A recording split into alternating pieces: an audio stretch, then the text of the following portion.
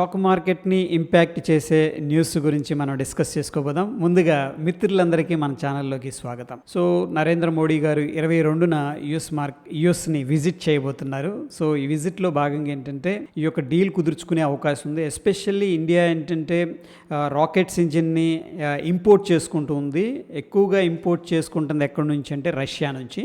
But ఏంటంటే ఇండియాలోనే తయారు చేసుకోవాలంటే మనకు అంత టెక్నాలజీ కావాలి అండ్ అంత భారీ ఎక్విప్మెంట్ కూడా కావాలి. ఆ రెండు కూడా మన దగ్గర లేవు. నెక్స్ట్ ఈ యొక్క విజిట్లో ఒక డీల్ అనేది కుదుర్చుకోవాల్సింది అని చెప్పేసి ప్లాన్ చేస్తూ ఉన్నారు. యుఎస్లో ఏవియేషన్ అనే కంపెనీ చాలా పెద్ద కంపెనీ అనమాట. వాళ్ళ దగ్గర ఉన్న టెక్నాలజీ కానీ వాళ్ళ దగ్గర ఉన్న ఎక్విప్మెంట్ కానీ very good technology and equipment. వాళ్ళ యొక్క ఫ్రెండ్షిప్తో వాళ్ళ యొక్క కోఆపరేషన్తో ఇండియాలోనే ఆ యొక్క టెక్నాలజీని కాపీ చేసుకొని అండ్ తక్కువ ధరకి ఈ యొక్క ఇంజిన్స్ని మ్యానుఫ్యాక్చర్ చేయాలని చెప్పేసి ఒక ప్లాన్ అయితే ఉంది. అలాంటిదే జరిగితే ఏంటంటే ఇండియా యొక్క డిఫెన్స్ సెక్టర్ అనేది చాలా స్ట్రాంగ్గా పవర్ఫుల్గా అవుతుంది. అండ్ బీపీసీఎల్ ఇథనాల్ బ్లెండెడ్ అంటే ఇథనాల్ని కలుపుతున్న డీజిల్ని తయారు చేయాలని చెప్పేసి ప్లాన్ చేస్తుంది. దీనివల్ల ఏంటంటే కార్బన్ తగ్గే అవకాశం ఉంది. అండ్ రెగ్యులర్గా ఏంటంటే మనం కార్లు ఇప్పుడు అన్నీ కూడా పెట్రోల్ అయిపోతున్నాయి, బట్ స్టిల్ ఏంటంటే డీజిల్తో నడపొచ్చు అని చెప్పేసి ఉంది.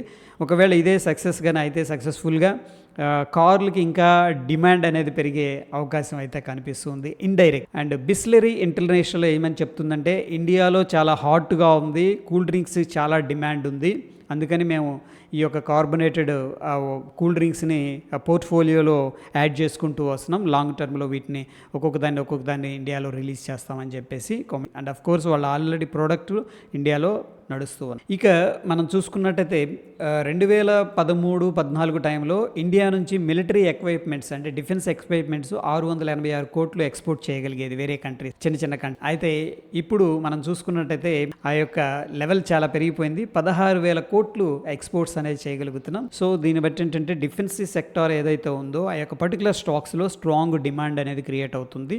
సో బేస్డ్ ఆన్ దిస్ ఈ యొక్క ఎక్స్పోర్ట్స్ నంబర్ ఏదైతే ఉందో ఇది మనకి చాలా ఇంట్రెస్టింగ్. సో డిఫెన్స్ సెక్టార్లో స్ట్రాంగ్గా ఉన్న కంపెనీస్ మీద కొద్దిగా మనం ఫోకస్ అనేది చేయాల్సి. అరబిందో ఫార్మా 52 వీక్ హైలో ట్రేడ్ అవుతుంది. కంటిన్యూస్గా ఏంటంటే లాస్ట్ 10 డేస్లోనే హ్యూజ్గా బోటం నుంచి కూడా రికవర్ అవ్వడం అనేది జరిగింది. సో ఫ్రెండ్స్ ఈ యొక్క స్టాక్ను కూడా మనం వాచ్ లిస్ట్లో పెట్టుకుందాం. అండ్ ఎస్ బ్యాంక్ న్యూ లోగోని లాంచ్ చేస్తుంది. ఇక్కడ ఏంటంటే లైఫ్కో బనావో రిచ్ అనే కాన్సెప్ట్ చిన్న ట్యాగ్ లైన్తో ముందుకెళ్తూ ప్రొడక్ట్స్ అనేవి ఇంప్రూవ్ చేసుకుంటూ వెళుతుంది. సో ఆశాభావం వ్యక్తం చేద్దాం, త్వరలో వాళ్ళు కంప్లీట్గా ఈ యొక్క డెట్ క్రైసిస్ నుంచి బయటకు వచ్చి ప్రాఫిట్స్లోకి వస్తారని చెప్పేసి. అదే జరిగితే మనం ఏంటంటే వాడుకోండి. అండ్ కర్ణాటక హైకోర్టు ఏంటంటే ఆన్లైన్ గేమింగ్ ఎస్పెషల్లీ రమ్మీ గురించి మాట్లాడింది. ఆల్రెడీ ఎవరైతే ట్యాక్సెస్ ఎలా కలెక్ట్ చేస్తారంటే ఓవరాల్గా ఆ యొక్క గేమ్ గ్రాస్ రెవెన్యూ మీద నుంచి కలెక్ట్ చేయాలి. బట్ ఏంటంటే ఈ యొక్క రమ్మీ మీద ఏంటంటే స్పెషల్గా ఆ యొక్క అకౌంట్ ఎవరైతే ఆపరేట్ చేస్తున్నారో వాళ్ళ మీద అడిషనల్ ట్యాక్స్ అనేది వేస్తున్నందుకు ఏంటంటే క్వశ్చన్ చేయడం. అపోలో హాస్పిటల్స్ ప్రాఫిట్ అనేది జంప్ అయింది 50% అనేది. సో స్టాక్కి పాజిటివ్ అది. అదేవిధంగా ఇండియా ఏంటంటే వెస్ట్రన్ సైడ్ పంజాబ్ బోర్డర్స్లో ఈ యొక్క ఎక్సర్సైజ్ చేస్తుంది. ఆర్మీకి సంబంధించిన సైజు అండ్ ఏవియేషన్కి సంబంధించి ఇండియన్ ఎయిర్ ఫోర్స్ ఎక్సర్సైజ్ ఉంది. సో దీని అంతర్యం ఏంటనేది ప్రస్తుతం అయితే లేదు. ఇక్కడ ఏంటంటే వాళ్ళు తయారు చేసిన ఇన్నోవేట్ చేసిన కొత్త టూల్స్ని అండ్ ఎక్విప్మెంట్స్ని మేబీ టెస్ట్ చేస్తున్నాం అని చెప్పేసి ఇక్కడ కాన్సెప్ట్ అనేది ఆర్టికల్. అండ్ ఫైనల్గా ఏంటంటే ఓఎన్జీసీ వెరీ బిగ్ క్యాపిటల్ ఉన్న కంపెనీ, బట్ అంటే మార్కెట్ క్యాపిటల్ ఉన్న కంపెనీ, బట్ ప్రాఫిట్స్గా కన్వర్ట్ చేసుకోలేకపోతుంది. దానికి గల రీజన్స్ ఏంటంటే ఫ్రెండ్స్ ఇక్కడ ఏంటంటే డైలీ ఫ్లక్చువేట్ అవుతూ వస్తున్నాయి అన్నమాట క్రూడ్ ఆయిల్ ప్రైసెస్. డైలీ అని కాదు, ఎవ్రీ మంత్ కూడాను అది దెబ్బతీస్తుంది. నెక్స్ట్ ఏంటంటే ఒకవేళ క్రూడ్ ఆయిల్ ప్రైసెస్ తగ్గి వీళ్ళ దగ్గర మంచి ప్రాఫిట్స్ ఉన్నాయి అనుకున్న టైంలో ఏంటంటే హ్యూజ్ ట్యాక్స్ ఆబ్లిగేషన్స్ అనేవి కూడా వీళ్ళని ఏంటంటే పైకి వెళ్ళనీయకుండా అంటే ఎదగనివ్వకుండా కంట్రోల్ చేస్తుందని చెప్పేసి చెప్తున్నారు. సో ఓవరాల్గా ఇక్కడ ఒక కామెంట్ కూడా చేయడం జరిగింది స్టాక్ మీద, నో విన్ జోన్లోకి ఎంటర్ అవుతుంది స్టాక్ అని. సో ఇక్కడ నుంచి కూడా ఎక్స్పర్ట్స్ ఏమి ఎక్స్పెక్ట్ చేస్తున్నారంటే ఇంకా 10% కరెక్ట్ జరుగుతుందని చెప్పేసి ఓఎన్జీసీ మీద బేరిష్గా ఉండడం అనేది ఈ ఆర్టికల్ యొక్క సారం. అదేవిధంగా steel authority of India SAIL మీద షేర్ కన్నా పాజిటివ్గా ఉంది అండ్ టార్గెట్ 90 రూపీస్గా విధించింది. మహీంద్రా మీద నేను అబ్జర్వ్ చేశాను, 2-3 అనలిస్టులు కావచ్చు, బ్రోకరేజ్ ఇండస్ట్రీస్ కావచ్చు పాజిటివ్గా ఉన్నాయి.